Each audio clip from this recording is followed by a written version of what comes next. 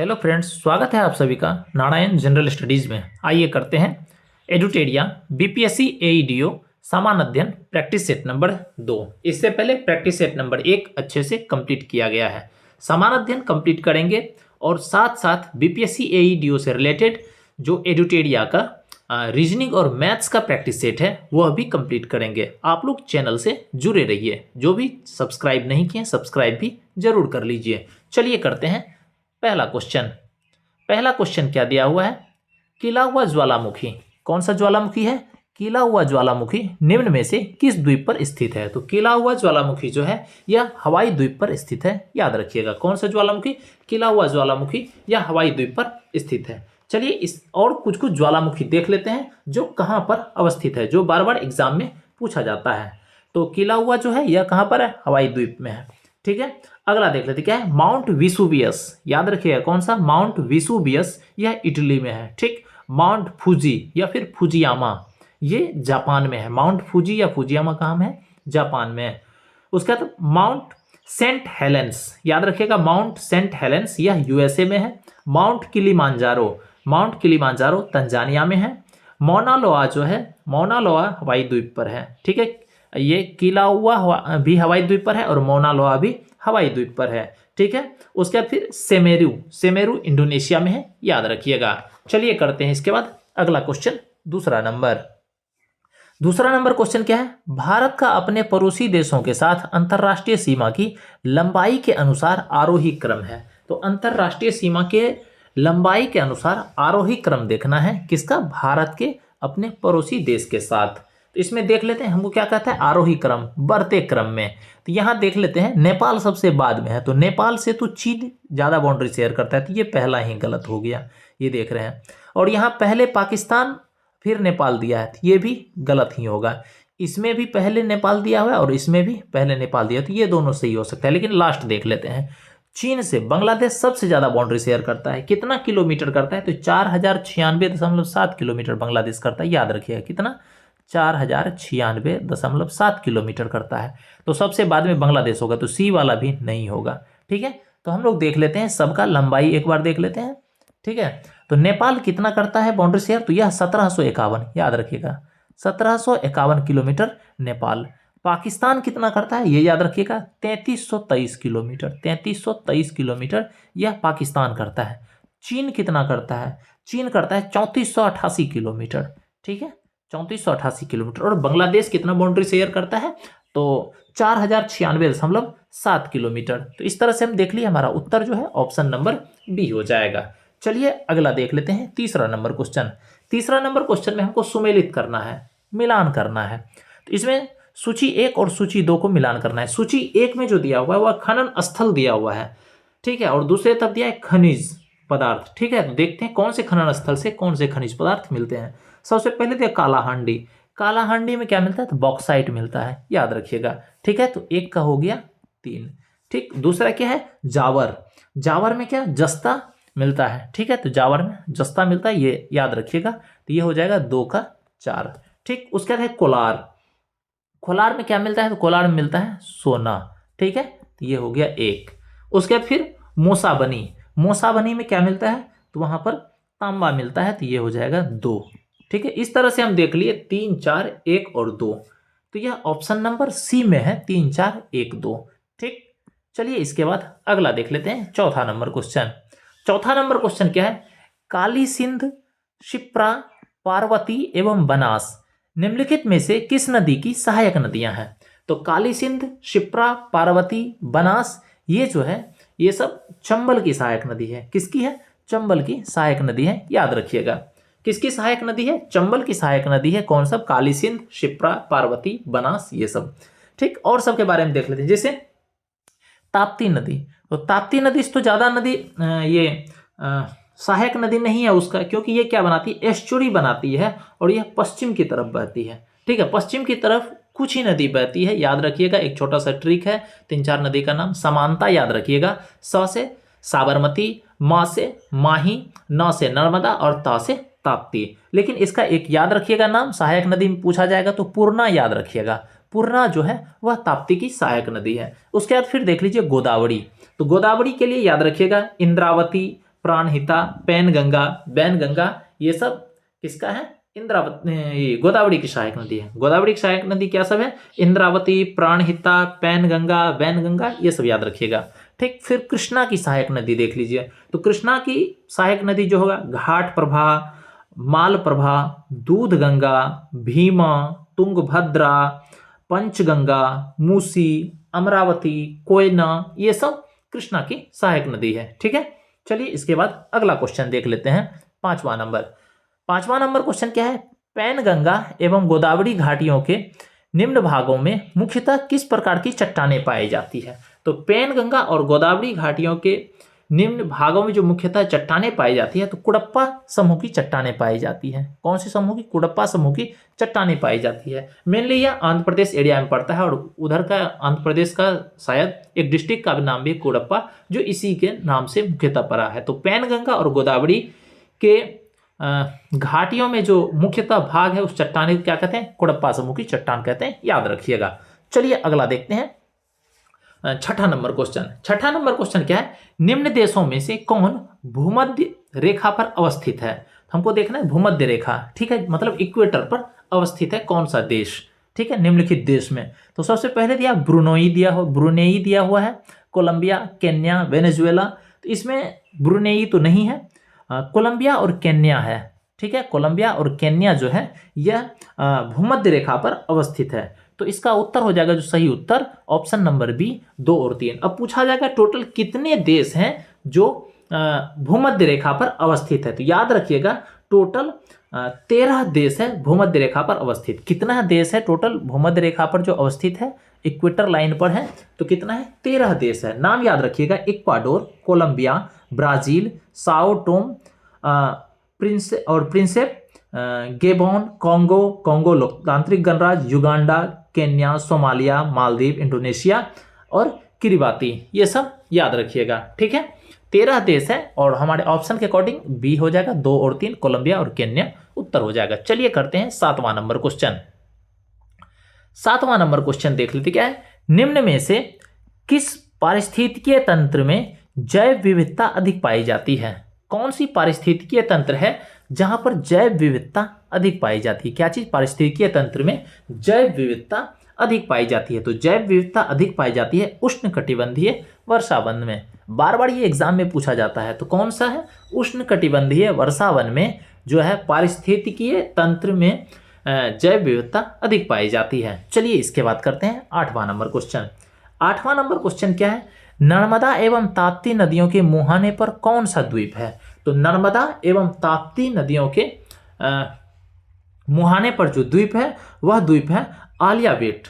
कौन सा है? आलियावेट द्वीप है। इसका उत्तर हो जाएगा ऑप्शन नंबर बी। माजुली द्वीप के बारे में याद रखिएगा, माजुली द्वीप असम में पड़ता है, जो ब्रह्मपुत्र नदी के बीच में पड़ता है। ठीक है, और ये सबसे बड़ा नदी द्वीप है विश्व का। माजुली नाम का एक डिस्ट्रिक्ट भी है असम में, याद रखिएगा। ठीक है, और यही माजुली द्वीप पर वह अवस्थित है। चलिए इसके बाद अगला देख लेते हैं 9वां नंबर क्वेश्चन क्या है? निम्नलिखित में से कौन सा युग्म सही सुमेलित नहीं है? हमको देखना है कौन सा सही सुमेलित नहीं है। एक तरफ दिया हुआ है स्थानीय पवन और दूसरी तरफ दिया हुआ है देश। तो देख लेते हैं। सबसे पहले दिया चिनुक। चिनुक जो है यह यूएसए के स्थानीय पवन है, बिल्कुल सही दिया हुआ है। दूसरा है फोन। फोन जो है स्विट्जरलैंड में, ये भी बिल्कुल सही है। ठीक है, उसका है सिरोको। सिरोको कनाडा लिखा हुआ है, तो सिरोको में कनाडा नहीं होगा, आप उत्तरी अफ्रीका और दक्षिणी यूरोप कहिए, या फिर सहारा मरुस्थल का क्षेत्र कह लीजिए सिरोको। तो सिरोको हमारा उत्तर हो जाएगा जो सही सुमेलित नहीं है। याद रखिए क्या है? सिरोको उत्तरी अफ्रीका और दक्षिण यूरोप के बीच में होता है। और याद नहीं तो आप कह सकते हैं, बहुत जगह लिखा हुआ मिलेगा, सहारा मरुस्थल में सिरोको स्थानीय पवन है। ठीक है, और लू जो है यह भारत के लिए, ये बिल्कुल सही है। हमारा उत्तर ऑप्शन सी हो जाएगा जो सही सुमेलित नहीं। चलिए अगला देखते हैं 10वां नंबर क्वेश्चन क्या है? दिन और रात की अवधि से संबंधित निम्नलिखित कथनों में कौन सा सही है? दिन और रात की अवधि से संबंधित निम्नलिखित में से कौन सा सही है, हमको ये देखना है। सबसे पहले देख लें क्या? भूमध्य रेखा के निकट अंतर न्यूनतम होता है और उससे दूर जाते हुए अंतर बढ़ता है। ठीक है, तो दिन और रात के बीच का जो टाइमिंग का होता है, जब भूमध्य रेखा के पास आएंगे तो भूमध्य रेखा पर ऐसा माना जाता है दिन और रात बराबर होता है, और जैसे जैसे दूर जाएंगे ध्रुव की तरफ मतलब पोल की तरफ, नॉर्थ पोल या साउथ पोल की तरफ, तो वो क्या हो जाएगा, अंतर जो है वह बढ़ते जाता है। ये बिल्कुल सही है, यही हमारा उत्तर हो जाएगा। चलिए करते हैं 11वां नंबर क्वेश्चन। 11वां नंबर क्वेश्चन क्या है, शिशुओं में स्कर्वी रोग की रोकथाम के लिए केवल दूध पर आधारित आहार क्यों अपर्याप्त माना जाता है। तो शिशुओं में स्कर्वी रोग की रोकथाम के लिए केवल दूध पर आधारित आहार अपर्याप्त इसलिए माना जाता है क्योंकि दूध में विटामिन सी की कमी होती है। दूध में क्या चीज की, विटामिन सी की कमी होती है। ठीक है, इसका उत्तर ऑप्शन बी हो जाएगा। चलिए अगला देख लेते हैं क्या है। जेम्स वाटसन तथा फ्रांसिस क्रिक ने डीएनए से संबंधित संरचना प्रस्तुत की, वह कौन सी संरचना है। तो वह कुंडलित संरचना है। क्या है, द्विकुंडलित संरचना, जिसको डबल हेलिक्स मॉडल कहते हैं। क्या चीज, double helix model. James Watson और क्रिक जो है डीएनए संबंधित संरचना प्रस्तुत किया, वह द्विकुंडलित संरचना, जिसको डबल हेलिक्स मॉडल कहते हैं। इसका उत्तर ऑप्शन नंबर ए हो जाएगा। चलिए करते हैं इसके बाद 13वां नंबर क्वेश्चन। तो 13वां नंबर क्वेश्चन क्या है, सूची 1 को सूची 2 के साथ मिलान करना है। एक तरफ प्रकाशीय उपकरण दिया हुआ है और दूसरी तरफ उसका उपयोग दिया हुआ है। ठीक है, तो प्रकाशीय उपकरण और दूसरे साथ उसका उपयोग, यह देख लेते हैं। सबसे पहले दिया अवतल दर्पण। तो अवतल दर्पण का उपयोग क्या चीज के लिए किया जाता है। तो अवतल दर्पण का उपयोग किया जाता है सौर भट्टी में ऊष्मा केंद्रित करने के लिए। सौर भट्टी में क्या करने के लिए, ऊष्मा केंद्रित करने के लिए। तो एक का एक हो जाएगा। उसके बाद फिर दिया उत्तल लेंस। तो उत्तल लेंस जो है यह दृष्टि दोष को सुधारने के लिए दिया जाता है, उत्तल लेंस। तो दृष्टि दोष को सुधारने के लिए सुधारक है उत्तल लेंस, तो बी का हो जाएगा 3। उसके बाद है उत्तल दर्पण। तो उत्तल दर्पण का यूज किया जाता है वाहन के पीछे देखने हेतु, वाहन के पीछे देखने के लिए या वाहन में यूज किया जाता है, तो ये हो जाएगा सी का 2। उसके बाद है समतल दर्पण। तो समतल दर्पण जो है सामान्य परावर्तन के लिए किया जाता है समतल दर्पण का प्रयोग, ये हो जाएगा इसका 4। ठीक है, तो 1 3 2 4 यह देख लेते हैं किसमें है। तो 1 3 2 4 ये ऑप्शन नंबर ए में है, यही हमारा सही उत्तर होगा। चलिए इसके बाद कर लेते हैं अगला 14वां नंबर क्वेश्चन। 1 मिनट। 14वां नंबर क्वेश्चन क्या है, यदि किसी सरल लोलक की लंबाई को 4 गुना कर दिया जाए तो उसकी कालावधि पर क्या प्रभाव पड़ेगा। ठीक है, क्या है, यदि किसी लोलक की लंबाई को 4 गुना कर दिया जाए तो उसकी कालावधि पर क्या प्रभाव पड़ेगा। जो पेंडुलम होता है घड़ी में, ठीक है, वह इस तरह से लटका हुआ मान लेते हैं, ये इधर इधर मूवमेंट कर रहा है, एक ही है। ठीक है, तो क्या कर रहा है, इसकी लंबाई को अगर 4 गुना कर दिया जाए, मतलब ये अगर x है और इसी को अगर हम बढ़ा करके 4x कर देते हैं, तो कहता है इस पर क्या प्रभाव पड़ेगा टाइम पीरियड पर, मतलब समय अवधि पर। तो टाइम पीरियड बराबर फॉर्मूला क्या होता है, t बराबर 2 पाई रूट अंडर L/G, यही होता है। ठीक है, हम क्या कर रहे हैं, इसका लंबाई को 4 गुना कर दे रहे हैं, तो फिर वही क्या हो जाएगा, t बराबर, 1 मिनट इसी पे करके देख लेते हैं, t बराबर क्या हो जाएगा 2 पाई रूट अंडर 4L/G, ये हो जाएगा 4L/G इस तरह से। तो अगर हम 4L में इसको हम सॉल्व करते हैं पूरा, देख लेते हैं क्या इससे अंतर आता है। तो 2 पाई का 2 पाई रहेगा, ठीक, और इधर 4 जो है ये बाहर निकल जाएगा, तो ये क्या 2 हो जाएगा, और इधर फिर क्या बचेगा रूट अंडर L/G। ठीक है, ये हो जाएगा। तो अब देख लेते हैं, अगर हम इस तरह से पहले टाइम पीरियड का देखें तो ये क्या होता है, टाइम पीरियड बराबर क्या हो गया 2 पाई रूट अंडर L/G, और इसी में 2 पाई अगर हम इस 2 को यहां से हटा करके सामने लिख देते हैं इधर, तो वही टाइम पीरियड में ना 2 गुना हो गया है, वही टाइम पीरियड 2 पाई L/G है, 2 गुना हो गया, तो काल अवधि जो हो जाएगा इसका 2 गुनी हो जाएगी। क्या हो जाएगी, काल अवधि 2 गुनी हो जाएगी। तो इसका उत्तर हो जाएगा ऑप्शन नंबर बी। काल अवधि क्या हो जाएगी, काल अवधि 2 गुनी हो जाएगी अगर हम लोलक की लंबाई को 4 गुना बढ़ा देते हैं। चलिए करते हैं अगला क्वेश्चन। अगला क्वेश्चन क्या हो जाएगा, वह ताप बिंदु जिस पर ठोस द्रव और गैसीय अवस्थाएं एक साथ रह सकती है वह क्या कहलाता है। ठीक है, मतलब फिर से सुनिए क्वेश्चन को, क्या कहता है, वह ताप बिंदु, ठीक है, वह टेम्परेचर पॉइंट जिस पर ठोस द्रव और गैसीय अवस्थाएं एक साथ रह सकती है वह क्या कहलाता है, तो वह त्रिक बिंदु कहलाता है। इसका उत्तर हो जाएगा ऑप्शन नंबर डी। ठीक है, चलिए अगला 16वां देख लेते हैं। क्या है, कोरंडम और क्रायोलाइट किस धातु के अयस्क है। तो कोरंडम और क्रायोलाइट जो है यह एल्युमिनियम के अयस्क है। इसका उत्तर ऑप्शन नंबर ए हो जाएगा। चलिए करते हैं इसका 17वां नंबर क्वेश्चन। 17वां नंबर क्वेश्चन क्या है, एक बस सीधे रास्ते पर चल रही है और अचानक दाईं ओर तेज मोड़ लेती है। बस में बैठे यात्री किधर, दाईं की ओर झुकेंगे, आगे की ओर गिरेंगे, यथास्थिति स्थिति रहेंगे, या बाईं की ओर झुकेंगे। ठीक है, तो मान लेते हैं क्या चीज, ये मान लेते हैं रोड है और यहां जाकर के ऐसे टर्न लेता है। ठीक है, ये किधर, लेफ्ट की तरफ टर्न लेता है। अगर इधर ये टर्न लेगा, जो भी इसमें पैसेंजर होगा वह इधर की ओर जाएगा, मतलब लेफ्ट टर्न लेने पर वह राइट की तरफ जाता है।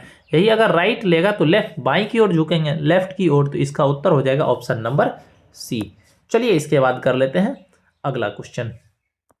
अगला 18वां नंबर क्या है, निम्नलिखित में से कौन सी विकिरणें शरीर दर्द से राहत पाने के लिए उपयोग की जाती है। कौन सा ऐसा विकिरण है जो शरीर के दर्द को राहत पाने के लिए उपयोग की जाती है। तो यह जो इंफ्रारेड है विकिरण, यह शरीर के दर्द से राहत पाने के लिए उपयोग की जाती है। इसका उत्तर ऑप्शन नंबर ए हो जाएगा। अगला देखते हैं 19वां नंबर। क्या है, कलियां विशिष्ट रूप से पाई जाती है। तो कलियां जो है, कली, वह विशिष्ट रूप से कहाँ पाई जाती है, तो यह दोनों पत्तियों के आधार एवं शाखाओं के सिरे पर पाई जाती है। इसका उत्तर ऑप्शन नंबर ए हो जाएगा। चलिए अगला करते हैं 20वां नंबर क्वेश्चन। 20वां नंबर क्वेश्चन क्या है, निम्नलिखित में से किस स्थान पर गुरुत्वाकर्षण बल सबसे अधिक होता है। तो गुरुत्वाकर्षण बल सबसे अधिक होता है, वह किस स्थान पर होता है। इसमें दिया हुआ है भूमध्य रेखा, मकर रेखा, कर्क रेखा, ध्रुव। तो ध्रुव पर होता है सबसे ज्यादा। कहां पर होता है, तो ध्रुव पर होता है। और सबसे न्यूनतम जो होता है वह भूमध्य रेखा पर होता है, और ध्रुव पर सबसे ज्यादा गुरुत्वाकर्षण बल होता है। ठीक है, अगला 21वां नंबर क्वेश्चन देख लेते हैं। 21वां नंबर क्वेश्चन क्या है, गैसोहोल मिश्रण है। तो गैसोहोल कौन सा मिश्रण है, तो गैसोहोल मिश्रण है 90% पेट्रोल और 10% अल्कोहल का। ठीक है, गैसोहोल मिश्रण है 90% पेट्रोल और 10% अल्कोहल का। 21 का हो जाएगा ऑप्शन नंबर ए उत्तर। चलिए इसके बाद कर लेते हैं 22वां नंबर क्वेश्चन। 22वां नंबर क्वेश्चन देख लेते हैं क्या है। हाँ, 22वां नंबर क्वेश्चन है, याददाश्त का संबंध मस्तिष्क के निम्न भाग से है। तो याददाश्त का संबंध जो है वह कौन से भाग से है, तो वह सेरेब्रम से है। ठीक है, किससे है, सेरेब्रम से। याद रखिएगा, याददाश्त का जो संबंध है मस्तिष्क के सेरेब्रम से है। हम लोग का शरीर का पोस्चर सही रहता है, हम लोग सही से चल पाते हैं। ठीक है, तो यह जो है संबंध है इस तरह के एक्टिविटी का, कार्य का सेरेबेलम से है। ठीक है, ऐसा कहा जाता है अगर मान लीजिए कोई आदमी शराब पी लिया हो, उसके बाद वो सही स्टेप नहीं ले पाता है, मतलब सही से नहीं चल पाता है, तो वो मस्तिष्क का कौन सा भाग पर इफेक्ट किया हुआ रहता है, तो सेरेबेलम पे रहता है। ठीक है, हाइपोथैलेमस जो है, हाइपोथैलेमस में हम लोग को हाइट से डर लगता है। ठीक है, जो बहुत तरह का इमोशन सब आता है, ये सब हाइपोथैलेमस से में ही एक्टिविटी होती है। ठीक है, तो याददाश्त से संबंध मस्तिष्क का जो भाग है वह है सेरेब्रम। ठीक, अगला देख लेते हैं उसके बाद 23वां नंबर। 23वां नंबर क्वेश्चन में हमको मिलान करना है। ठीक है, तो एक तरफ दिया हुआ है रोग के नाम और दूसरी तरफ जीवाणु के नाम। ठीक है, रोगों के नाम और जीवाणुओं के नाम। तो कौन से जीवाणु से कौन सा रोग होता है, किसके कारण, देख लेते हैं। सबसे पहले दिया हैजा। हैजा जो होता है यह विब्रियो कोलेरी से होता है। ठीक है, विब्रियो कोलेरी, तो ये ए का हो जाएगा 3। दूसरा दिया है क्षय रोग, जिसको टीबी कहते हैं, ट्यूबरक्लोसिस कहते हैं। तो वह क्षय रोग जो होता है वह होता है माइकोबैक्टीरियम तपेदिक से। किससे, माइकोबैक्टीरियम तपेदिक से। बी का हो जाएगा 4। उसके बाद फिर है निमोनिया। तो निमोनिया हो जाएगा डिप्लोकोकस न्यूमोनिया से। ठीक है, ये हो जाएगा इसका सी का 2 नंबर। Tetanus clostridium tetani. ठीक है, इसका मुख्य कारण है वह जीवाणु है, तो इसका हो जाएगा डी का 1। इस तरह से 3, 4, 2, 1 या ऑप्शन नंबर ए में है, यही हमारा सही उत्तर होगा। चलिए अगला देख लेते हैं इसके बाद 24वां नंबर क्वेश्चन। क्या है, निम्नलिखित में से कौन सा वनस्पति पादप जगत का सबसे बड़ा समूह है। तो पादप जगत का सबसे बड़ा समूह जो है वह कौन सा वनस्पति है, तो वह है थैलोफाइटा। कौन सा है, थैलोफाइटा जो है यह पादप जगत के सबसे बड़ा समूह है। अगला देखते हैं 25वां नंबर क्वेश्चन। 25वां नंबर क्वेश्चन क्या है, निम्नलिखित कथनों पर विचार करें। तो निम्नलिखित कथन देख लेते हैं जिसपे विचार करते हैं। क्या यूरिया एक कार्बनिक यौगिक है जिसका रासायनिक सूत्र NH3CONH3 होता है? बिल्कुल गलत है। ये यूरिया का जो है रासायनिक सूत्र नहीं होता है। तो क्या होता है देख लीजिए, NH3 की जगह NH2 कर दीजिए, NH2CO फिर NH2, ठीक है। क्या हो जाएगा, NH3CO दिया हुआ है तो वहाँ, एक मिनट हम इसी को सही कर लेते हैं, एक बार देख लीजिए। यहाँ 3 की जगह जो है यहाँ भी 2 लगा दीजिए और ये भी 3 की जगह 2 लगा दीजिए, बस यही होगा, NH2CONH2 होता है, ठीक है। इसके बाद चलिए अगला देख लेते हैं। अगला फिर क्या है, तो पहला तो गलत हो गया। दूसरा क्या है, यूरिया एक रंगहीन गंधहीन सफेद क्या है, यूरिया जो है, एक मिनट थोड़ा इरेज कर लेते हैं। हाँ, यूरिया एक रंगहीन गंधहीन सफेद रवेदार ठोस पदार्थ है, बिल्कुल सही है। उसके बाद फिर तीसरा देखना क्या, यूरिया कृषि क्षेत्र में खाद के रूप में प्रयोग किया जाता है, यह भी बिल्कुल सही है। तो पहला गलत है, जो रासायनिक सूत्र दिया वो गलत दिया हुआ है, जिसमें NH2CONH2 होगा, ठीक है।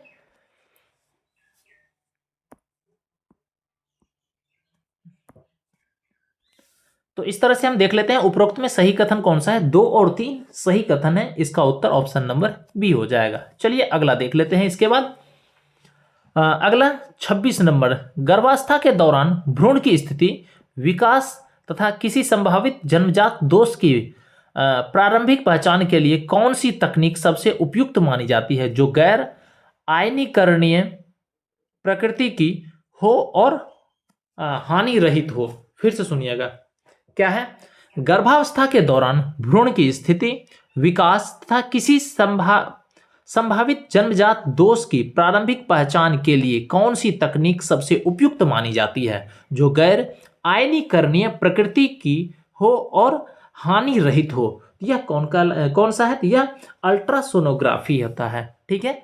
अल्ट्रासोनोग्राफी जो है यह गर्भावस्था के दौरान भ्रूण की स्थिति, विकास तथा किसी संभावित जन्मजात दोष की प्रारंभिक पहचान के लिए तकनीक उपयुक्त मानी जाती है। इसका उत्तर ऑप्शन नंबर बी हो जाएगा। चलिए अगला देख लेते हैं 27वां नंबर। 27वां नंबर क्वेश्चन क्या है, 80 डिग्री सेल्सियस का मान फ़ारेनहाइट स्केल में है। तो 80 डिग्री का मान फ़ारेनहाइट, 80 डिग्री सेल्सियस का मान हमको फ़ारेनहाइट स्केल में चेंज करना है।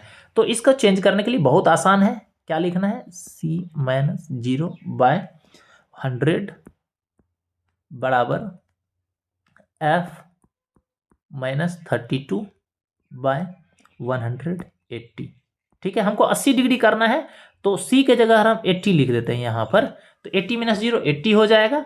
तो 80/100 बराबर F-32, एक मिनट,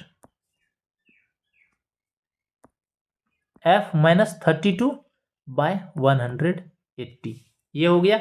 1 0 1 0 इसका कट जाएगा और इधर से इधर 0 कट जाएगा। इसको अगर हम क्रॉस मल्टीप्लाई कर देंगे तो इधर क्या हो जाएगा, 18 × 8 कितना हो जाएगा, 18 × 8 कितना हो जाएगा, 144, ठीक है। 18 × 8 कितना हो जाएगा, 144, ठीक है, बराबर F-32। ये इस साइड माइनस में है, इस साइड अगर करेंगे तो क्या चीज, 32 ऐड हो जाएगा, तो 144 + 32 कितना हो जाएगा, 176 डिग्री फ़ारेनहाइट। तो इसका उत्तर ऑप्शन नंबर ए हो जाएगा। क्या हो जाएगा, ऑप्शन नंबर ए हो जाएगा, ठीक है। चलिए करते हैं अगला question. Option number A 176 degree Fahrenheit हो जाएगा। चलिए अगला क्वेश्चन क्या कहता है, निम्नलिखित में से कौन कथन सही नहीं है। हमको जो कथन सही नहीं है वह देखना है। तो देख लेते हैं। सबसे पहले क्या है, झूठा फल, जिसको फॉल्स फ्रूट कहते हैं, फल के अंडाशय ओवेरी से नहीं बल्कि फूल या उत्तक के अन्य भाग से प्राप्त होते हैं, बिल्कुल सही है। जो फॉल्स फ्रूट है, झूठा फल है, वह फल के ओवेरी अंडाशय से नहीं बल्कि फूल या उत्तक के अन्य भाग से प्राप्त होते हैं, बिल्कुल सही है। उसे स्ट्रॉबेरी, अनानास, अंजीर, सेब, नाशपाती झूठा फल का उदाहरण है, ये भी बिल्कुल सही है। जो स्ट्रॉबेरी, अनानास, अंजीर, सेब, नाशपाती ये सब झूठा फल का उदाहरण है। आम, अंगूर ये सब सच्चा फल, ट्रू फ्रूट है, बिल्कुल सही है। तो इसमें कह रहा है कौन सा कथन सही नहीं है, ऐसा कोई नहीं जो सही नहीं है, सब सही है, ठीक है, कोई भी गलत नहीं है। तो इसका उत्तर ऑप्शन नंबर डी हो जाएगा, उपर्युक्त में से कोई नहीं। चलिए इसके बाद करते हैं 29वां नंबर क्वेश्चन। 29वां नंबर क्वेश्चन क्या है, कंसर्ट हॉल एवं सिनेमा हॉल की छतें वक्राकार क्यों बनाई जाती है। तो कंसर्ट हॉल एवं सिनेमा हॉल की छत जो है वक्राकार इसलिए बनाई जाती है ताकि ध्वनि हॉल में सभी भागों में पहुंच सके, ठीक है। अगला देख लेते हैं 30वां नंबर क्वेश्चन क्या है, लाइसोसोम किनके पाचन में सक्षम है। तो लाइसोसोम जो है वह किनके पाचन में सक्षम है, तो यह कार्बोहाइड्रेट के पाचन में सक्षम है, प्रोटीन के पाचन में सक्षम है, न्यूक्लिक एसिड और लिपिड ये सभी के पाचन में सक्षम है लाइसोसोम। इसका उत्तर हो जाएगा ऑप्शन नंबर डी, 1, 2, 3 और 4 सभी के, ठीक है। अगला देखते हैं 31वां नंबर क्वेश्चन। 31वां नंबर क्वेश्चन क्या है, हर्ष के संदर्भ में निम्नलिखित कथन में से कौन सा कथन असत्य है। हमको देखना है कौन सा कथन असत्य है। सबसे पहले देख लेते हैं क्या है, पहला, हर्ष के दरबारी कवि बाणभट्ट ने हर्ष की जीवनी लिखी, बिल्कुल सही है। जो बाणभट्ट है उन्होंने ही लिखा है हर्षचरित, जिसमें हर्ष की जीवनी है, ठीक है। तो हर्ष के दरबारी कवि बाणभट्ट थे, बिल्कुल सही है, जो हर्ष की जीवनी लिखी। क्या क्या सब लिखा है बाणभट्ट, हर्षचरित लिखा है और कादंबरी लिखा है, याद रखिएगा। दूसरा है फाहियान हर्ष के शासनकाल में आया था, बिल्कुल नहीं, ये गलत दिया हुआ, ये असत्य है, यही हमारा उत्तर हो जाएगा। फाहियान हर्ष के समय में नहीं आया था। फाहियान किसके शासनकाल में आया था, फाहियान आया था चंद्रगुप्त द्वितीय के शासनकाल में, ठीक है। तो हर्ष के शासनकाल में कौन आया था, तो हर्ष के शासनकाल में आया था वेनसांग। कौन आया था, वेनसांग आया था हर्ष के शासनकाल में। तो ये असत्य कथन है, यही हमारा उत्तर हो जाएगा ऑप्शन बी। बाकी और देख लेते हैं, हर्ष अपनी राजधानी थानेश्वर से हटाकर कन्नौज ले गया था, बिल्कुल सही है, ठीक है। हर्षवर्धन बौद्ध धर्म के महायान मत से प्रभावित था, यह भी सही था। हमारा उत्तर ऑप्शन नंबर बी हो जाएगा, जो कथन असत्य था, जिसमें लिखा हुआ है फाहियान हर्ष के शासनकाल में आया था। तो फाहियान हर्ष के शासनकाल में नहीं आया था, यह चंद्रगुप्त द्वितीय के शासनकाल में आया था। तो हर्षवर्धन या हर्ष के शासनकाल में जो आया था वह कौन थे, वेनसांग थे, ठीक है। चलिए अगला देखते हैं 32वां नंबर क्वेश्चन। 32वां नंबर क्वेश्चन क्या है, महात्मा बुद्ध के संदर्भ में निम्नलिखित कथनों पर विचार कीजिए। तो महात्मा बुद्ध के संदर्भ में निम्नलिखित कथन देख लेते हैं। इसमें जो है सबसे पहले दिया हुआ है, इन्होंने अपना पहला उपदेश सारनाथ में दिया था, बिल्कुल सही है। इन्होंने अपना पहला उपदेश, जिसको धर्म चक्र प्रवर्तन कहा जाता है, वह सारनाथ में दिया था। उसका दूसरा क्या है, उनके उपदेश आत्मा और परमात्मा के विषय में होते थे, ठीक है। तो आत्मा और परमात्मा के विषय में नहीं होते थे, ये गलत दिया हुआ है। उनके उपदेश जो होता था वह दुख से कैसे प्राप्ति मिले, ठीक है, अष्टांगिक मार्ग के बारे में बताता था, ये सब बताता था, ठीक है, कैसे हमको अच्छे से रखना है, खुश रहना है, तो ये सब के बारे में, ना कि आत्मा और परमात्मा के विषय में उनका उपदेश होते थे। तो दूसरा गलत दिया हुआ है। तीसरा है, उन्होंने दुख से निवृत्ति के लिए अष्टांगिक मार्ग को जरूरी बताया, ये बिल्कुल सही है, ठीक है। जो दुख से निवृत्ति के लिए अष्टांगिक मार्ग को जरूरी बताया, ठीक है। तो अब पूछा जाएगा जो अष्टांगिक मार्ग क्या सब है, ठीक है। जो बौद्ध जो अपने उपदेश में अष्टांगिक मार्ग के बारे में बताते थे, तो वह अष्टांगिक मार्ग क्या सब है, जिसमें बौद्ध के अष्टांगिक मार्ग में जो शिक्षा दी थी वह उसमें आता था सम्यक दृष्टि, सम्यक संकल्प, सम्यक वाणी, सम्यक कर्म, सम्यक आजीव, सम्यक व्यायाम, सम्यक स्मृति, सम्यक समाधि, ये सब शामिल था उसके अष्टांगिक मार्ग में। गौतम बुद्ध से रिलेटेड छोटा सा कुछ स्टेप सुन लीजिए, कुछ वर्ड्स उसके बारे में बोल देते हैं जो बार बार एग्जाम में पूछा जाता है, बहुत छोटा है। गौतम बुद्ध का जो जन्म हुआ था यह 563 ईसा पूर्व में हुआ था, लुम्बिनी में। उनके पिताजी का नाम शुद्धोधन था, उनके माँ का नाम महामाया था, ठीक है। लेकिन उनकी मौसी थी, जिसको सौतेली माँ भी बहुत जगह कहा जाता है, जो कि उनको पाल पोष करके बड़ा किया था, वह थी प्रजापति गौतमी, ठीक है। उनके बचपन का नाम क्या था, उनके बचपन का नाम था सिद्धार्थ और पत्नी का नाम था यशोधरा। पुत्र का नाम था राहुल और उसका गोत्र था गौतम, वर्ण क्षत्रिय था और कुल शाक्य था, ऐसे शाक्य मुनि भी उसको कहा जाता है, ठीक है। तो इसका उत्तर हो जाएगा जो ऑप्शन 2 जो है सही नहीं है, मतलब दूसरा कथन जो है उनके उपदेश आत्मा और परमात्मा से विषय में होते थे, ये गलत दिया हुआ है, ठीक है। वह इसका उत्तर हो जाएगा और 1 और 2 जो सही है, सॉरी 1 और 3, इसका सी नंबर हो जाएगा। चलिए अगला देख लेते हैं तीसरा नंबर क्वेश्चन। तीसरा क्या है, सूफी संतों एवं उनके विभिन्न सिलसिलों के संबंध में कौन सा विकल्प सही है? क्या है? सूफी संत और उससे उसके विभिन्न सिलसिलों के संबंध में। तो देख लेते हैं सूफी संत और उसके विभिन्न सिलसिले में कौन सा सही सुमेलित है या फिर सही सुमेलित हमको करना है। तो सूची 1 से सूची 2 को सुमेलित करना है। सबसे पहले है शेख निजामुद्दीन औलिया। तो शेख निजामुद्दीन औलिया जो थे, ठीक है, इसका सिलसिला था चिश्ती, तो ए का हो जाएगा 3। दूसरा दिया है बहाउद्दीन जकारिया। तो बहाउद्दीन जकारिया था, यह सुहरावर्दी था, तो इसका हो जाएगा बी का 2। उसके बाद है मियाँ मीर। मियाँ मीर जो है यह कादरी सिलसिले से संबंधित था, ठीक है। फिर है अहमद सरहिंदी, यह नक्शबंदी था, तो ये इसका हो जाएगा डी का 4। इस तरह से 3 2 1 4, तो 3 2 1 4 देख लेते हैं किसमें है, ऑप्शन नंबर बी में है, ठीक है। यही सही सुमेलित है, उत्तर हो जाएगा हमारा ऑप्शन बी। चलिए करते हैं 34वां नंबर क्वेश्चन।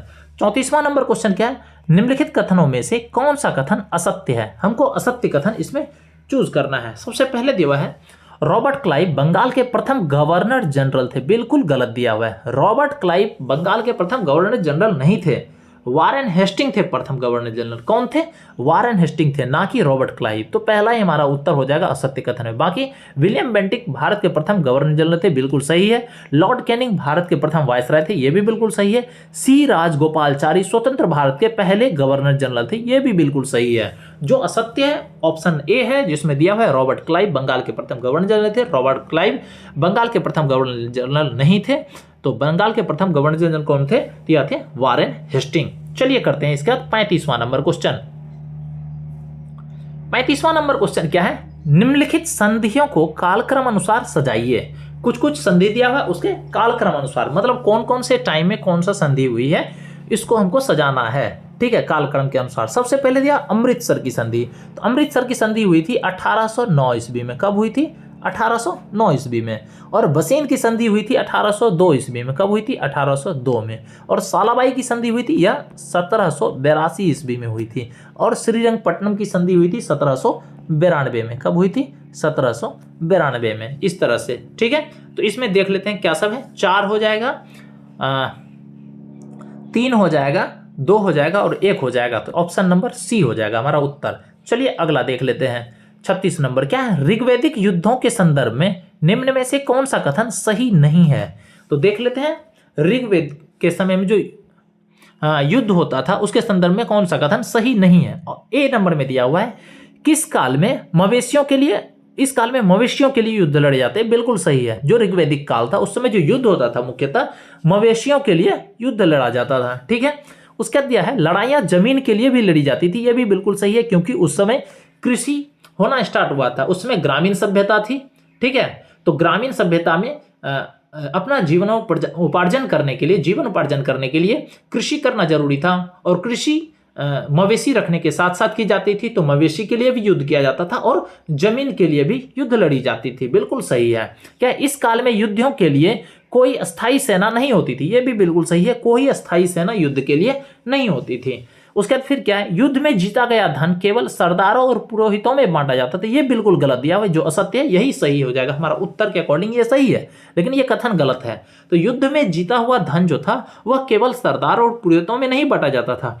कुछ सरदार में बांटा जाता था, ठीक है। कुछ धन सरदारों के बीच में बांटा जाता था, कुछ धन पुरोहितों के बीच में बांटा जाता था, और जो शेष बच जाता था धन वह आम लोगों में बांट दिया जाता था। तो इसका उत्तर ऑप्शन डी हो जाएगा, जो असत्य है कथन। चलिए अगला देखते हैं 37वां नंबर। 37वां नंबर क्वेश्चन क्या है? आर्थिक एवं भौगोलिक कारणों से सभी महाजनपद में सबसे शक्तिशाली महाजनपद कौन था? तो हमको सबसे शक्तिशाली महाजनपद देखना है। तो इसमें दिया हुआ है वज्जी, अंग, काशी, इसमें और डी नंबर ऑप्शन में इनमें से कोई नहीं। तो उत्तर हो जाएगा इनमें से कोई नहीं। आर्थिक और भौगोलिक कारणों से जो महाजनपद था, जो सबसे शक्तिशाली था, वह कौन सा था? तो वह था सबसे शक्तिशाली जो था वह कौन सा था? तो वह था मगध था, ठीक है। कौन सा था? मगध था। याद रखिएगा, सबसे शक्तिशाली महाजनपद जो था आर्थिक और भौगोलिक कारण से, वह कौन सा था? तो वह मगध था। ये याद रखिएगा।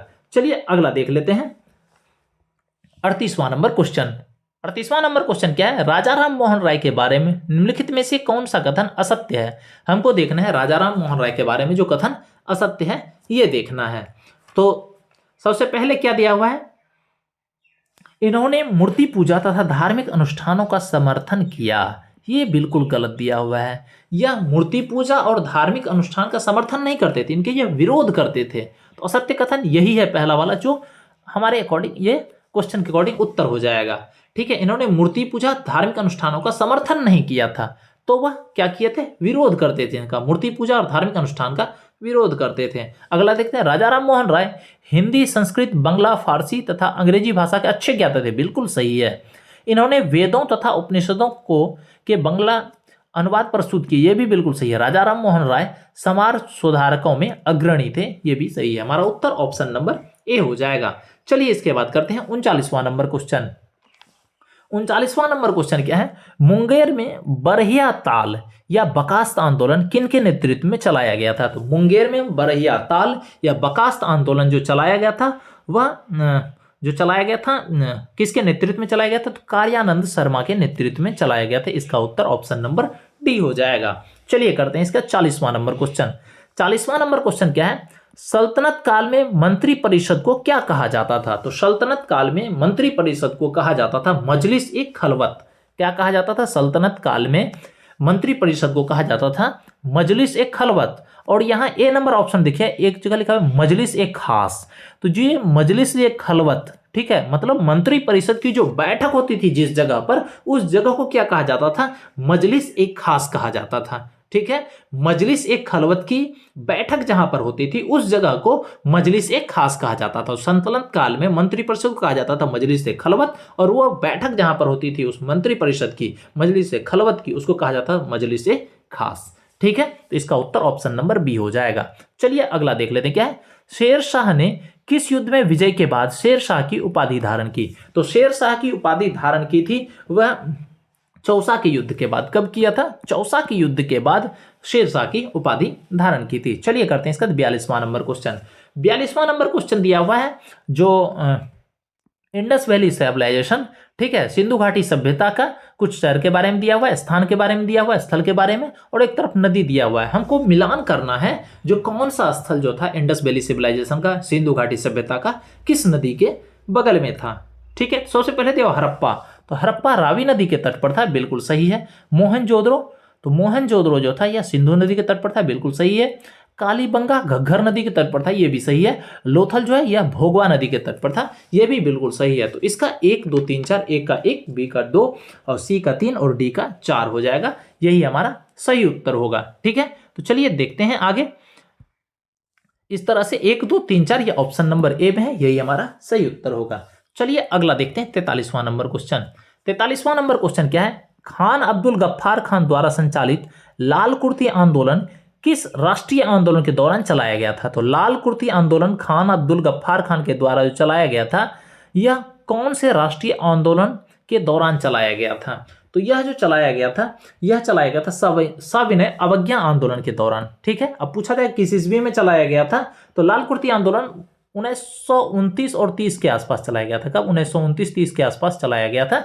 ठीक है, लाल कुर्ती आंदोलन। खान अब्दुल गफ्फार खान को खुदाई खिदमतगार के नाम से भी जानते हैं, क्या नाम से, खुदाई खिदमतगार के नाम से जानते हैं। महात्मा गांधी के अहिंसा से प्रेरित होकर के इन्होंने यह लाल कुर्ती आंदोलन चलाया था। कौन, खान अब्दुल गफ्फार खान। कब, सविनय अवज्ञा आंदोलन के दौरान। तो इसका उत्तर ऑप्शन नंबर ए हो जाएगा। चलिए अगला देख लेते हैं क्या है, नील आंदोलन की शुरुआत सर्वप्रथम बंगाल के किस जिले में हुई थी। तो नील आंदोलन की शुरुआत जो है बंगाल में सर्वप्रथम नादिया जिले से हुई थी। इसका उत्तर ऑप्शन नंबर बी हो जाएगा। चलिए अगला देख लेते हैं 45वां नंबर क्वेश्चन।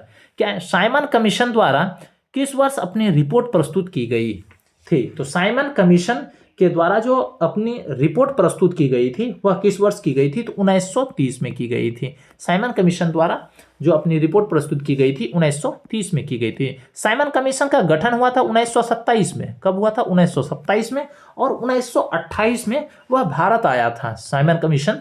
ठीक है, जिसको व्हाइट कमीशन भी कहते हैं, जिसका कि बहुत ही ज्यादा विरोध हुआ था भारत में। ठीक है, क्योंकि उसमें यहाँ के भारत सरकार के का जो है, भारत का जो है संवैधानिक समस्या की जांच के लिए साइमन कमीशन का गठन किया गया था। और जो यहाँ की समस्या थी, उनको समस्या के जानने के लिए एक भी भारतीय उसमें नहीं थे, उस कमीशन में मेंबर सभी अंग्रेज थे, सभी व्हाइट मैन थे, इसीलिए इसका बहुत ज्यादा विरोध किया गया था। ठीक है, तो कब गठन किया गया था? 1927 में, आया था 1928 में, प्रस्तुत किया था रिपोर्ट 1930 में। और भारत सरकार अधिनियम 1935 जो है, यह साइमन कमीशन का ही परिणाम है। ठीक है, जो 1935 में जो भारत सरकार अधिनियम आया, ठीक है, वह साइमन कमीशन का ही परिणाम था। तो इसका उत्तर ऑप्शन नंबर बी हो जाएगा। चलिए अगला देखते हैं, 46वां नंबर क्वेश्चन। क्या भारत में किस वायसराय को भारत में स्थानीय स्वायत्त शासन का जनक माना जाता है? तो भारत में किस वायसराय को भारत में स्थानीय स्वायत्त शासन का जनक माना जाता है, मतलब लोकल सेल्फ गवर्नमेंट के लिए जाना जाता है? तो यह है लॉर्ड रिपन। कौन है? Lord Ripon. लॉर्ड रिपन के बारे में और एक चीज जान लीजिए, जो रिपन जो है, यह वर्नाकुलर प्रेस एक्ट को निरस्त किया था, हटाया था। ठीक है, लॉर्ड लिटन लगाया था वर्नाकुलर प्रेस एक्ट, लेकिन उसको निरस्त कौन किया था? लॉर्ड रिपन किया था। यह भी इसके बारे में याद रखिएगा। स्थानीय स्वायत्त शासन का जनक माना जाता है इसे, जिसको लोकल सेल्फ गवर्नमेंट कहते हैं। ठीक है, लॉर्ड रिपन। और वर्नाकुलर प्रेस एक्ट को भी निरस्त किया था। डलहौजी के बारे में जान लीजिए, यहाँ डलहौजी भी लिखा हुआ है। डॉक्ट्रिन ऑफ लैप्स, हड़प नीति लागू किया था डलहौजी। डफरिन के बारे में जान लीजिए, डफरिन के टाइम में इंडियन नेशनल कांग्रेस की स्थापना हुई थी।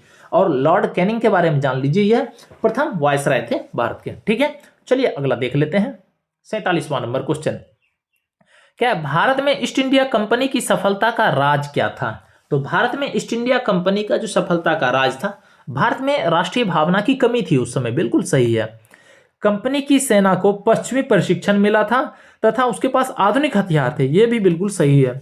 भारतीय सैनिक में राष्ट्रीय भावना का अभाव था, जिसके परिणाम स्वरूप कोई जो उन्हें अच्छा वेतन देकर अपनी सेवा में लगा सकता था, यह भी बिल्कुल सही है। ठीक है, तो उपर्युक्त में से सभी कारण है ईस्ट इंडिया कंपनी की सफलता के राज का। इसका डी हो जाएगा उत्तर। अगला देख लेते हैं, 48 नंबर। क्या भारतीय इतिहास में 6 अप्रैल 1930 की तिथि जानी जाती है? तो 6 अप्रैल 1930 की तिथि जानी जाती है। जो महात्मा गांधी जो दांडी मार्च शुरू किए थे, वह कब शुरू किए थे, पहले ये जान लीजिए। ठीक है, तो खुद पता चल जाएगा दांडी मार्च का, अगर अवधि पता चल जाएगा तो 12 मार्च 1930 को, 12 मार्च, ठीक है, 1930 को दांडी मार्च स्टार्ट हुआ था। ठीक है, यह दांडी मार्च स्टार्ट हुआ था और खत्म हुआ था यही 6 अप्रैल 1930 को। तो यह जो तिथि है, यह भारतीय इतिहास में इंपॉर्टेंट या महत्वपूर्ण मानी जाती है, क्योंकि इस तिथि को दांडी मार्च का लास्ट दिन था, मतलब खत्म हुआ था। महात्मा गांधी द्वारा दांडी मार्च हेतु यह तिथि उपयुक्त मानी जाती है भारतीय इतिहास में। 12 मार्च 1930 को स्टार्ट किया गया था और 6 अप्रैल 1930 को खत्म किया गया था। इसका उत्तर ऑप्शन नंबर ए हो जाएगा। चलिए करते हैं 49 नंबर को, 49 नंबर क्वेश्चन। क्या है? निम्न में से कौन एक स्वराज पार्टी से संबंधित नहीं थे? तो स्वराज पार्टी जो थे, इसके संस्थापक जो थे, सबसे पहले मोतीलाल नेहरू और सी आर दास थे। इसके बारे में तो सब जानता है, मोतीलाल नेहरू और सी आर दास इनसे जुड़े हुए थे स्वराज पार्टी से। एनसी केलकर भी इनसे जुड़े हुए थे। तो राजेंद्र प्रसाद जो थे, वह स्वराज पार्टी से संबंधित नहीं थे। तो इसका उत्तर हो जाएगा ऑप्शन नंबर डी, जो संबंधित नहीं थे स्वराज पार्टी से। स्वराज पार्टी की स्थापना 1923 में हुई थी, मोतीलाल नेहरू और सी आर दास, ठीक है, किए थे। और एनसी केलकर भी इससे जुड़े थे बाद में, और राजेंद्र प्रसाद इससे संबंधित नहीं थे। इसका उत्तर ऑप्शन नंबर डी हो जाएगा। चलिए करते हैं 50वां नंबर क्वेश्चन। 50वां नंबर क्वेश्चन क्या है? चौड़ी चौड़ा की घटना के समय महात्मा गांधी कहाँ थे? तो जब चौड़ी चौड़ा की घटना हुई थी, उस समय महात्मा गांधी कहाँ पर थे? तो बारदौली में थे। चौड़ी चौड़ा की घटना कहाँ पर हुई थी? यह उत्तर प्रदेश में हुई थी। 4 फरवरी 1922 को हुई थी चौड़ी चौड़ा की घटना। इसी के बाद 12 फरवरी को, कब? 12 फरवरी को महात्मा गांधी ने बारदौली के कांग्रेस वर्किंग कमेटी में एक बैठक बुलाई थी, और इसके बाद जो है वह स्थगित कर दिया था जो आंदोलन चल रहा था उसको। ठीक है, चौड़ी चौड़ा घटना के बाद ही। चलिए अगला देख लेते हैं 51वां नंबर क्वेश्चन। 51 नंबर क्वेश्चन क्या है? निम्नलिखित राज्यों को उनके गठन के वर्ष के आधार पर क्रम में सजाएं। देख लेते हैं कौन से राज्य का गठन कब हुआ है, ठीक है, और उसके क्रम के अनुसार हमको सजाना है। ठीक है, तो देख लेते हैं कौन से राज्य। सबसे पहले देखो नागालैंड। नागालैंड का गठन जो हुआ है वह हुआ है 1 दिसंबर, ठीक है, 1965 को। ठीक है, कब? 1 दिसंबर 1965 को हुआ है। ठीक है, हिमाचल प्रदेश का कब हुआ है? तो यह 25 जनवरी, हिमाचल प्रदेश का 25 जनवरी, ठीक है, 1971 को हुआ है, 1971। ठीक है, उसके बाद फिर सिक्किम का देख लेते हैं, तो 16 मई 1975, सिक्किम जो है वह 16 मई 1975। ठीक, और मणिपुर का कब हुआ है? तो मणिपुर का हुआ है 21 जनवरी 1972, सीधा 1972, 21 जनवरी 1972। ठीक है, और मिजोरम का कब हुआ है? तो यह 1987 में हुआ है, मिजोरम का। ठीक है, इस तरह से देख लीजिए। नागालैंड का 1965 में हुआ है, हिमाचल प्रदेश का 1971 में, सिक्किम का हिमाचल प्रदेश का 1971 में, सिक्किम का 1975 में, मणिपुर का 1972 में, और मिजोरम का 1987 में। तो इस तरह से देख लेते हैं। सबसे पहले कौन सा आ जाएगा? तो पहले आ जाएगा 1965 वाला नागालैंड, फिर उसके बाद दूसरा आ जाएगा 1971 वाला हिमाचल प्रदेश। ठीक, और उसके बाद फिर 71 के बाद फिर 72 आ जाएगा मणिपुर तीसरा नंबर, फिर सिक्किम 1975 और मिजोरम 1987। इस तरह से देख लेते हैं। ऑप्शन नंबर ए हमारा बिल्कुल सही है, 1 2 3 4 जो सही क्रम है। अगला देखते हैं 52वां नंबर।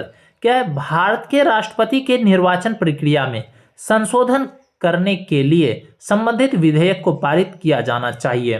ठीक है, देख लेते हैं कौन सा है। सबसे पहले लोकसभा के 2/3 बहुमत से, बिल्कुल गलत है। सिर्फ लोकसभा तो उसके भारत के राष्ट्रपति के निर्वाचन प्रक्रिया में शामिल नहीं होते हैं, लोकसभा राज्यसभा भी होते हैं और राज्य के भी कुछ अंग होते हैं, तो ये नहीं होगा पहला ऑप्शन। क्या राज्यसभा के 2/3 बहुमत? ये भी नहीं होगा। राज्यसभा ही सिर्फ तो नहीं होता है, लोकसभा को भी रहना पड़ेगा। क्या संसद के दोनों सदनों की 2/3 बहुमत से? ये भी नहीं हो सकता है, क्योंकि राज्य की भी तो उसमें होती है ना, तो ये भी नहीं होगा। और डी नंबर देख लेते हैं, संसद के दोनों सदनों के 2/3 बहुमत के साथ तथा साथ ही साथ आधे से अधिक राज्य के अनुमोदन से, बिल्कुल सही होगा। ये डी नंबर इसका उत्तर हो जाएगा। जो भारत के राष्ट्रपति की निर्वाचन प्रक्रिया में संशोधन करने के लिए संबंधित विधेयक को पारित किया जाना चाहिए, जिसमें संसद के दोनों सदनों के 2/3 बहुमत से तथा साथ ही साथ आधे से अधिक राज्यों के अनुमोदन से होता है। इसका उत्तर ऑप्शन नंबर डी हो जाएगा। अगला देखते हैं 53वां नंबर क्वेश्चन। क्या है? वित्तीय आपात कितने समय के लिए लागू की जा सकती है? तो वित्तीय आपात कितने दिन के लिए लागू की जा सकती है? इसका कोई समय, अधिकतम समय अवधि नहीं दिया हुआ है। इसका उत्तर ऑप्शन नंबर डी हो जाएगा। वित्तीय आपात लागू होता है अनुच्छेद 360 से, यह भी याद रखिएगा। ठीक है, अगला देख लेते हैं 54वां नंबर। संविधान का कौन सा अनुच्छेद अंतरराज्यीय जल विवादों के न्याय निर्णय से संबंधित है? तो संविधान के ऐसा कौन सा अनुच्छेद जो अंतरराज्यीय जल विवादों के न्याय निर्णयन से संबंधित है? तो यह अनुच्छेद है 262, ये भी याद रखिएगा।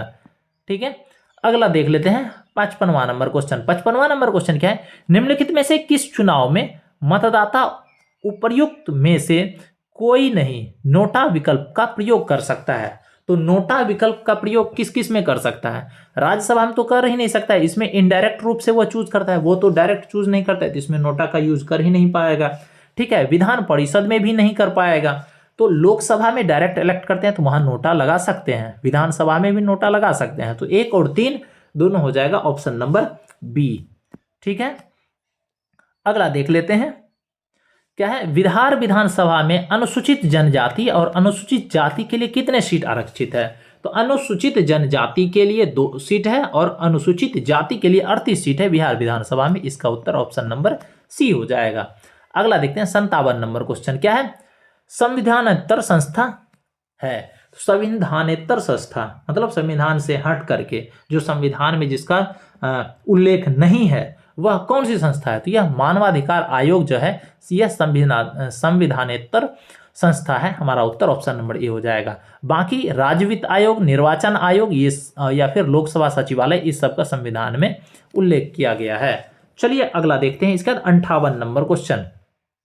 58 नंबर क्वेश्चन क्या है? भारतीय संसद में अस्थायी समितियों की प्रणाली विकसित की गई। तो भारत संसद में अस्थायी समितियों की प्रणाली विकसित की गई 1983 में। कब की गई? 1983 में। चलिए इसके बाद करते हैं 59वां नंबर क्वेश्चन। 59वां नंबर क्वेश्चन क्या है? निम्नलिखित में से किस दल की स्थापना भीमराव अंबेडकर ने की थी? तो भीमराव अंबेडकर ने किसकी की थी? समता सैनिक दल की स्थापना भीमराव अम्बेडकर ने की थी, BR अम्बेडकर। ठीक है, इंडिपेंडेंट लेबर पार्टी की स्थापना ये भीमराव अम्बेडकर, BR अम्बेडकर किए थे। All India schedule caste federation का भी किए थे। तो इनमें से सभी, उपर्युक्त में से जितना भी है सभी की स्थापना, ये दल की स्थापना भीमराव अम्बेडकर ने की थी। इसका उत्तर ऑप्शन नंबर डी हो जाएगा। अगला देख लेते हैं 60वां नंबर क्वेश्चन। क्या है, निम्नलिखित में से कौन सा विषय राज्य सूची में शामिल नहीं है? जो राज्य सूची में शामिल नहीं है यह देख लेते हैं। सबसे पहले दिया हुआ है रेलवे। रेलवे जो है यह राज्य सूची में शामिल नहीं है, यह केंद्र के अंदर आता है, सेंट्रल के अंदर आता है। ठीक है, बाकी भूमि सुधार, कृषि, सार्वजनिक स्वास्थ्य सुविधा ये सब राज्य सूची में है। ठीक है, चलिए अगला देख लेते हैं 61वां नंबर क्वेश्चन। 61वां नंबर क्वेश्चन क्या है, वाई के अलग समिति का संबंध किससे है? तो वाई के अलग समिति का संबंध जो है यह गरीबी से है। इसका उत्तर ऑप्शन नंबर सी हो जाएगा। अगला देखते हैं 62वां नंबर क्वेश्चन। क्या है, आर्थिक दृष्टिकोण से विनिर्माण तथा बिजली निर्माण किस क्षेत्र के अंतर्गत आते हैं? तो आर्थिक दृष्टिकोण से विनिर्माण तथा बिजली निर्माण जो है यह किसके अंदर आता है? तो यह द्वितीय क्षेत्र के अंदर आता है। विनिर्माण जो होता है यह द्वितीय क्षेत्र के अंदर आता है। इसका उत्तर हो जाएगा ऑप्शन नंबर बी। अगला देखते हैं 63वां नंबर क्वेश्चन। 63वां नंबर क्वेश्चन क्या है, निम्नलिखित में से कौन कृषि उत्पादों पर न्यूनतम समर्थन मूल्य का निर्धारण करता है? तो कृषि उत्पादनों निम्नलिखित में से कृषि उत्पादों पर न्यूनतम समर्थन मूल्य निर्धारण करता है। तो न्यूनतम समर्थन मूल्य जो निर्धारण करता है कृषि उत्पादकों पर वह करता है CACP। कौन करता है? CACP। CACP जो होता है वह कृषि उत्पादों पर न्यूनतम समर्थन मूल्य MSP, मिनिमम सपोर्ट प्राइस, निर्धारण करता है। अब CACP पूछा जाएगा, इसका फुल फॉर्म क्या होता है CACP का? तो याद रखिएगा, commission for agricultural cost and prices. क्या है? Commission for agricultural cost and prices होता है। तो इसका उत्तर ऑप्शन नंबर सी हो जाएगा। चलिए अगला देखते हैं 64वां नंबर क्वेश्चन। क्या है, निम्न में से मुद्रा के किस रूप में संकीर्ण मुद्रा माना जाता है? तो कौन से मुद्रा को संकीर्ण मुद्रा माना जाता है? तो M1 को सबसे संकीर्ण मुद्रा या सरल मुद्रा माना जाता है। इसका उत्तर ऑप्शन नंबर ए हो जाएगा।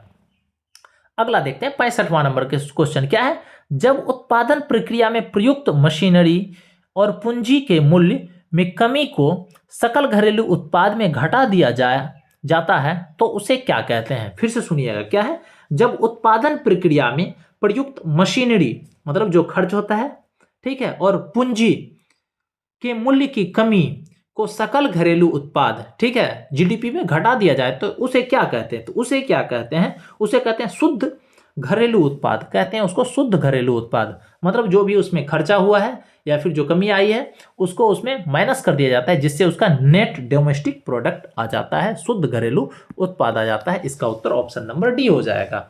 अगला देख लेते हैं 66वां नंबर क्वेश्चन। क्या है, गैर निष्पादित परिसंपत्तियों NPA के संबंध में निम्नलिखित में से कौन सा कथन सत्य है? तो गैर निष्पादित परिसंपत्तियों के संबंध में जो कथन सत्य है देख लेते हैं, वह कौन सा कथन सत्य है। सबसे पहले दिया हुआ है, एक वित्तीय वर्ष में ब्याज भुगतान 365 दिनों से अधिक समय तक रोका जाना चाहिए। यह बिल्कुल गलत है। 365 नहीं, यहाँ 90 का उल्लेखित है। ठीक है, अगले एक वित्तीय वर्ष में मूलधन का भुगतान 180 दिन नहीं, इसमें भी 90 ही होगा। ठीक है, 90 दिनों। तो दोनों जो है असत्य है, एक भी सही नहीं है। ठीक है, तो इसका उत्तर ऑप्शन नंबर डी हो जाएगा। ठीक है, उपरोक्त में से कोई नहीं। चलिए करते हैं इसके बाद 67वां नंबर क्वेश्चन। 67वां नंबर क्वेश्चन क्या है, निम्न में से किस औद्योगिक नीति या नीति प्रस्ताव या वक्तव्य को भारत का आर्थिक संविधान या राज्य पूंजीवाद की गीता भी माना जाता है? फिर से सुनिएगा क्वेश्चन। ठीक है, क्या है, निम्न में से किस औद्योगिक नीति प्रस्ताव वक्तव्य को भारत का आर्थिक संविधान या राज्य पूंजीवाद की गीता भी माना जाता है? यह माना जाता है 1956 के औद्योगिक नीति प्रस्ताव को। 1956 के औद्योगिक नीति प्रस्ताव को भारत का आर्थिक संविधान या राज्य पूंजीवाद की गीता कहा जाता है। अब कहा जाएगा यह नीति जो है, मतलब 1956 के औद्योगिक नीति प्रस्ताव, यह किस पे आधारित था? तो यह PC महालनोबिस मॉडल पर आधारित था। याद रखिएगा, उत्तर ऑप्शन बी हो जाएगा। चलिए करते हैं 68वां नंबर क्वेश्चन। 68वां नंबर क्वेश्चन क्या है, योजना अवकाश की अवधि के संबंध का संबंध है। तो योजना अवकाश अवधि का संबंध जो है वह 1966 से 1969 तक है। योजना अवकाश अवधि का संबंध कब से कब तक है? वह है 1966 से 1969 तक। अगला देख लेते हैं फिर 69वां नंबर क्वेश्चन। 69वां नंबर क्वेश्चन क्या है? प्रभावती देवी किस क्षेत्र की स्वतंत्रता सेनानी थी? तो प्रभावती देवी जो थी यह स्वतंत्रता सेनानी थी पटना की। कहाँ की थी स्वतंत्रता सेनानी? यह पटना की स्वतंत्रता सेनानी थी। अगला क्वेश्चन देख लेते हैं 70वां नंबर क्वेश्चन क्या है? बिहार के किस आंदोलन में पुलिस हमारा भाई है? क्या है? पुलिस हमारा भाई है नारा सुनाई पड़ता था। तो बिहार के ऐसे कौन से आंदोलन थे? तो यह भारत छोड़ो आंदोलन था जिसमें पुलिस हमारा भाई का नारा सुनाई दिया था। तो इसका उत्तर ऑप्शन नंबर डी हो जाएगा। चलिए आगे करते हैं 71वां नंबर क्वेश्चन। 71वां नंबर क्वेश्चन क्या है? किस वर्ष उड़ीसा बिहार से पृथक हुआ था? मतलब जो उड़ीसा है वह बिहार से किस वर्ष अलग हुआ था? तो यह हुआ था 1936 ईस्वी में। इसका उत्तर हो जाएगा option number C.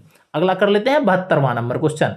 72वां number question क्या है? स्वामी सहजानंद की गिरफ्तारी के बाद बिहार किसान आंदोलन का नेतृत्व किया। तो स्वामी सहजानंद की गिरफ्तारी के बाद बिहार किसान आंदोलन का नेतृत्व जो किया था वह किया था कार्यानंद शर्मा। कौन किया था? कार्यानंद शर्मा ने किया था। चलिए अगला देख लेते हैं इसके बाद 73वां नंबर क्वेश्चन। 73वां नंबर क्वेश्चन क्या है? जगत नारायण लाल किस पत्रिका के संपादक थे? तो जगत नारायण लाल जो थे यह महावीर पत्रिका के संपादक थे। किसके थे? महावीर पत्रिका के संपादक थे। उपन्याय अमृत बाजार पत्रिका, ये याद रखिएगा, शिशिर कुमार घोष और मोतीलाल घोष थे अमृत बाजार पत्रिका के संपादक, और जगत नारायण लाल जो थे यह महावीर पत्रिका के संपादक थे। अगला देखते हैं 74वां नंबर क्वेश्चन क्या है? बिहार में गंगा नदी में दक्षिण दिशा से मिलने वाली नदियों में कौन नहीं है जो दक्षिण की दिशा से मिलती है? जैसे मान लेते हैं यह बिहार है और इधर से जा रही, तो दक्षिण से इस साइड से जो नदी में मिलती है इसमें से कौन सा नहीं है? कर्मनाशा दक्षिण की तरफ से मिलती है, पुनपुन दक्षिण की तरफ से मिलती है और सोन भी दक्षिण की तरफ से मिलती है। महानंदा जो है यह उत्तर की तरफ से मिलती है, याद रखिएगा। पूछा जाएगा महानंदा जो है वह कौन से जिले में, बिहार के कौन कौन से जिले में बहती है? तो पूर्णिया कटिहार जिले में यह महानंदा नदी बहती है। चलिए करते हैं 75वां नंबर क्वेश्चन क्या है? असंगत जोड़ों को पहचानिए। देख लेते हैं कौन सा असंगत है। सबसे पहले दिया हुआ है उदयपुर वन्यजीव अभ्यारण्य। तो उदयपुर वन्यजीव अभ्यारण्य जो यह पश्चिमी चंपारण है, बिल्कुल सही है। उसे क्या है? बड़ेला वन्यजीव अभ्यारण्य, ये वैशाली में, ये भी बिल्कुल सही है।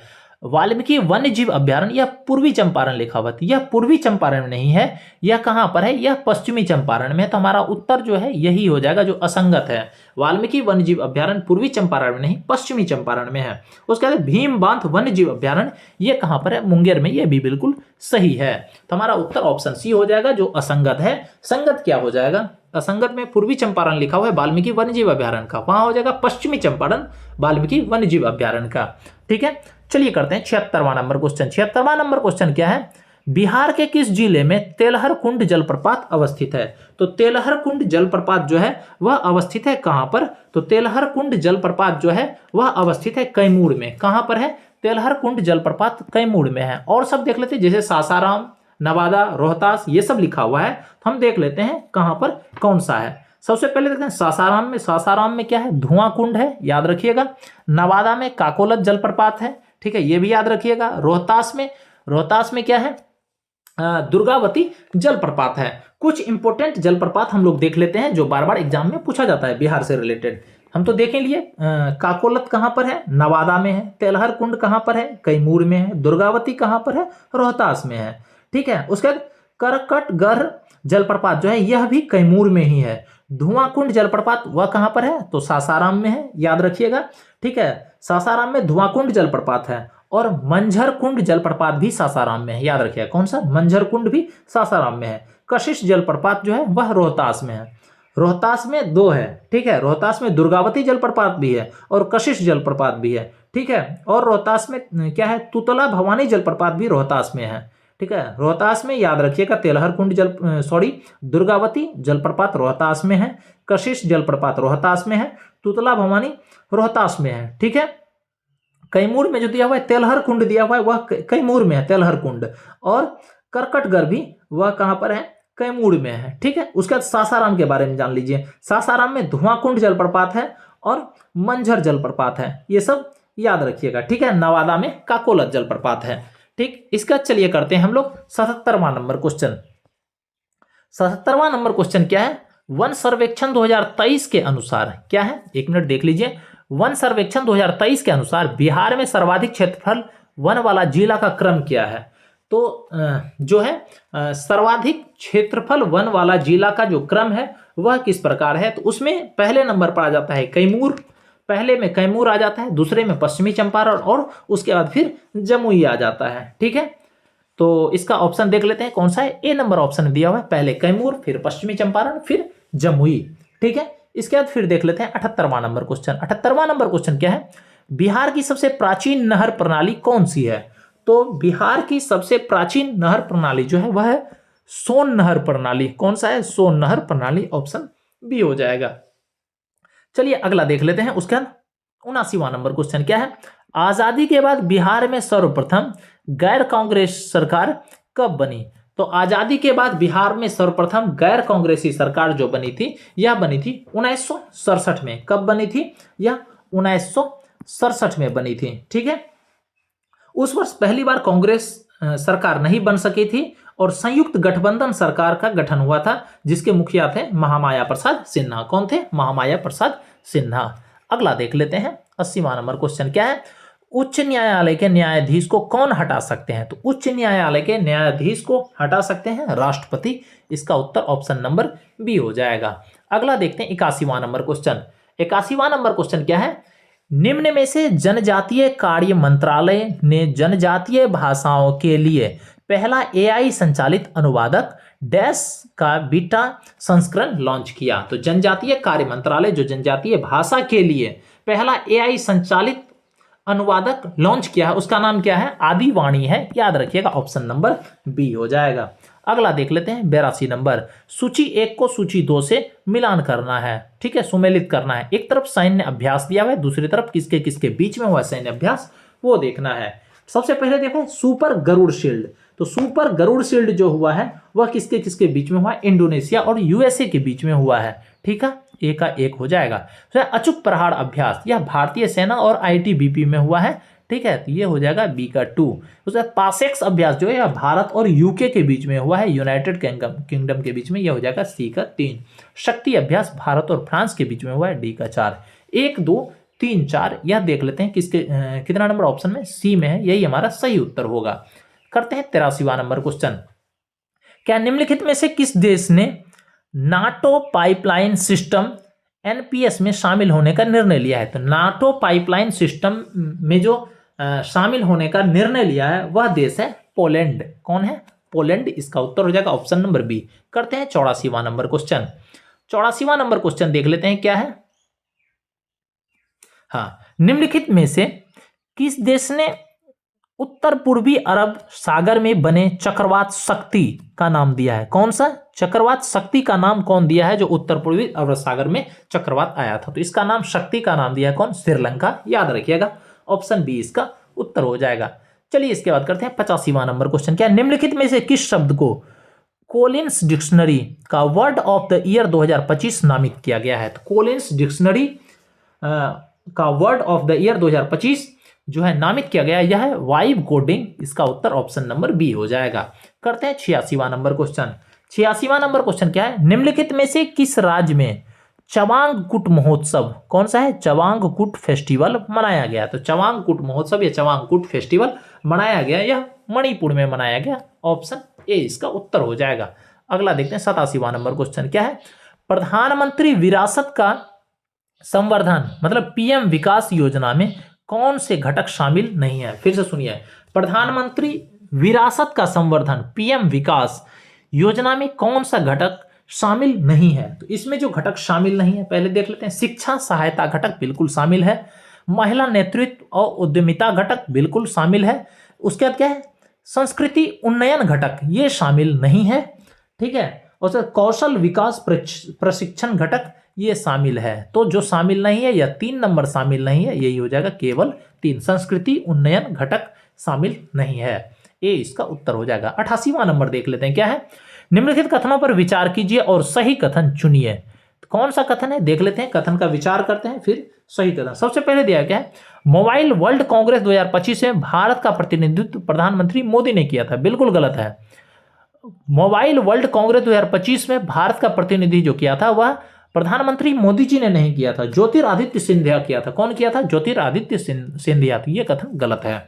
उसके बाद फिर क्या है, इस समारोह के दौरान भारत पवेलियन का उद्घाटन भी किया गया। बिल्कुल सही है, भारत पवेलियन का उद्घाटन किया गया था। इसका आयोजन स्पेन के बार्सिलोना में किया गया था। यह भी बिल्कुल सही है। तो जो सही कथन है 2 और 3 है, यह ऑप्शन नंबर ए में आता है, बिल्कुल सही है। चलिए अगला देखते हैं 89वां नंबर क्वेश्चन। 89वां नंबर क्वेश्चन क्या है, निम्न में से किस बैंक ने डिजिटल परिवर्तन पुरस्कार 2025 जीता है? तो डिजिटल परिवर्तन पुरस्कार 2025 जो जीता है वह है RBI, reserve bank of India.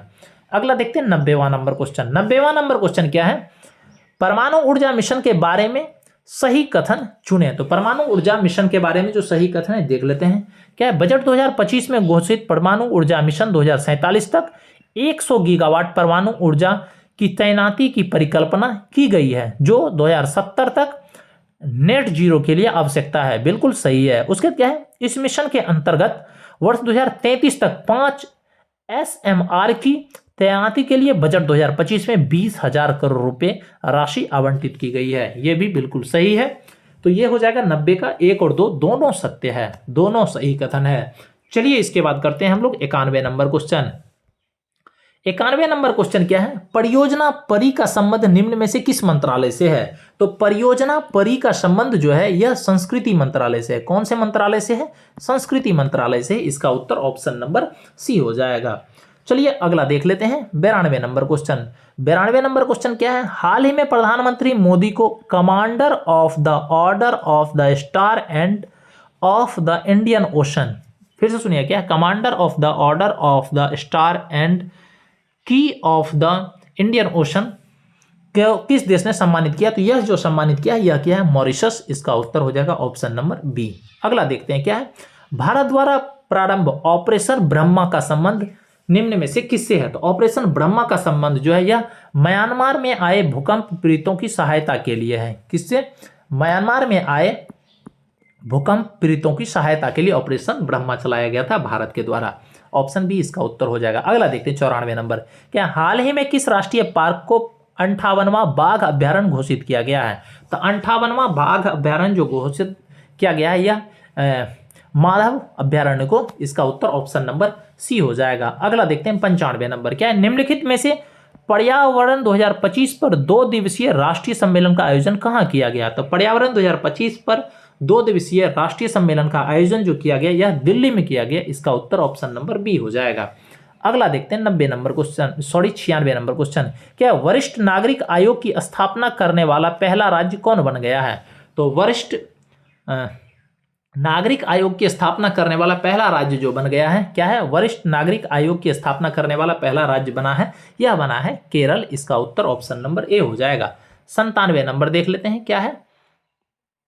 97 number question में क्या है, हाल ही में इसरो और सेमी कंडक्टर प्रयोगशाला ने अंतरिक्ष के लिए भारत के पहले स्वदेशी 32 बिट माइक्रो प्रोसेसर कौन विकसित किए हैं? फिर से सुनिए क्वेश्चन क्या है, हाल ही में इसरो और सेमी कंडक्टर प्रयोगशाला ने अंतरिक्ष के लिए भारत के पहले स्वदेशी 32 बिट माइक्रो प्रोसेसर कौन से विकसित किए हैं? तो यह जो प्रोसेसर विकसित किए हैं विक्रम 3201 और कल्पना 3201, याद रखिएगा। अगला देखते हैं 98 नंबर क्वेश्चन। क्या है, सूची 1 सूची 2 को सूची 2 से सुमेलित करना है। एक तरफ अभियान दिया हुआ है, दूसरी तरफ द्वारा दिया हुआ है। तो कौन सा अभियान किसके द्वारा चलाया गया है ये देखना है। देख लेते हैं कौन सा अभियान किसके द्वारा चलाया गया। सबसे पहले दिया मिशन 60 अभियान। तो मिशन 60 अभियान चलाया गया है, यह निर्वाचन आयोग के द्वारा चलाया गया है। ए का 1 हो जाएगा। दूसरा दिया महिला शक्ति अभियान। तो महिला शक्ति अभियान चलाया गया है बिहार पुलिस के द्वारा, हो जाएगा बी का 3। तीसरा है मिशन दक्ष अभियान। तो मिशन दक्ष अभियान चलाया गया है, यह शिक्षा मंत्रालय के द्वारा, यह हो जाएगा सी का 2। उसके बाद है मिशन गुणवत्ता अभियान। तो मिशन गुणवत्ता अभियान चलाया गया है स्वास्थ्य मंत्रालय के द्वारा, यह डी का हो जाएगा 4। 1 3 2 4 यह देख लेते हैं, ऑप्शन नंबर सी में है, यही हमारा सही उत्तर हो जाएगा। अगला देखते हैं 99 नंबर क्वेश्चन। क्या है, बिहार सरकार द्वारा प्रस्तुत बजट 2025-26 निम्नलिखित में से किस पर केंद्रित है? तो बजट 2025-26 जो है बिहार सरकार द्वारा जो प्रस्तुत किया गया था, यह जो था केंद्रित था न्याय के साथ विकास पर। ठीक है, न्याय के साथ विकास पर केंद्रित था। ठीक है, अगला देख लेते हैं 100वां नंबर क्वेश्चन क्या है। 38वें राष्ट्रीय खेल में बिहार को क्रमशः स्वर्ण, रजत एवं कांस्य पदक प्राप्त हुए हैं। तो बिहार को कितने स्वर्ण, कितने रजत और कितने कांस्य पदक प्राप्त हुए थे? तो 38वें राष्ट्रीय खेल में बिहार को 1 स्वर्ण, 6 रजत और 5 कांस्य पदक प्राप्त हुए थे। इसका उत्तर ऑप्शन नंबर डी हो जाएगा। आज के लिए इतना ही, और इस तरह के वीडियो के लिए चैनल को सब्सक्राइब कीजिए। धन्यवाद।